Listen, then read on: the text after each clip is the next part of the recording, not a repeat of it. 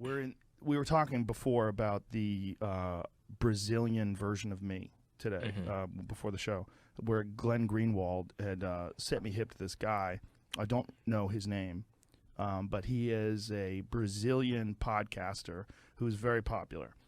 And he likes to do his shows intoxicated, like I do. And apparently, Glenn said that what he said was he doesn't believe anybody should be deplatformed.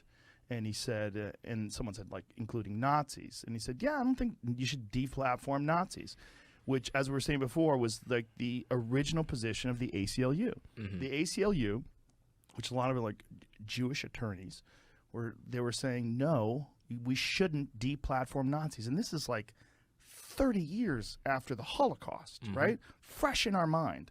So for us today, I mean, this is like 1990. Imagine if the Holocaust was in the 90s.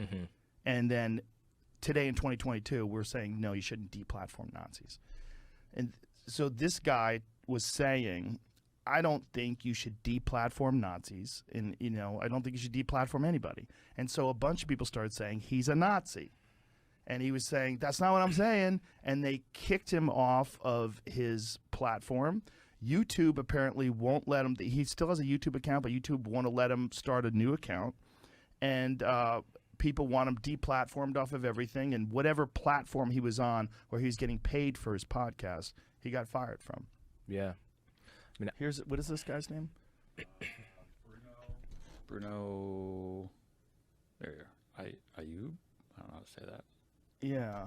Okay, it says it right here. 3 years ago, video game streamer Bruno Ayub decided to start a new podcast, Flow, modeled on the Joe Rogan Experience. Okay, he said, man, it'd be really cool if I did that in Brazil since nobody else has. Told the New York Times he interviews comedians, academics, government officials, ufologists, drinking alcohol and smoking weed. It's the exact same show. This motherfucker, he stole my show. Anyway, his meteoric rise is due in no small part to model developed by his hero, as he learned last week. Aping Rogan comes with a risk. February 7th conversation, the two members of the Brazilian Congress, Ayub, I hope I'm not saying his name wrong, argued that Brazil should embrace free speech absolutism, including legalizing the currently illegal Nazi party. He said, in my opinion, the radical left has much more space than the radical right. He told his approximately 3.6 million YouTube subscribers. Both should be given space. I am crazier than all of you. I think that a Nazi should have a Nazi party recognized by law. He added, if someone wants to be anti-Jewish, I think he has the right to be.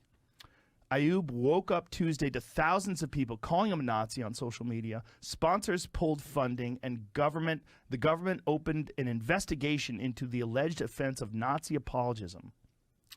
And his podcast production company announced they will be severing ties with the 31-year-old provocateur.